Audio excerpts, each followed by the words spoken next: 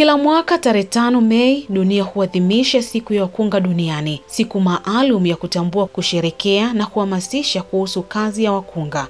Hii ni nafasi ya kipekee kuonyesha heshima kwa wanawake na wanaume wanaotoa huduma muhimu wakati wa ujauzito, kujifungua na kipindi cha baada ya kujifungua. Siku ya wakunga duniani ilianzishwa na shirika la kimataifa la wakunga, International Confederation of Midwives, mwaka 1992. Lengo ni kuelimisha jamii kuhusu umuhimu wa wakunga katika kuokoa maisha ya mama na mtoto na kushinikiza maboresho katika huduma za afya ya uzazi.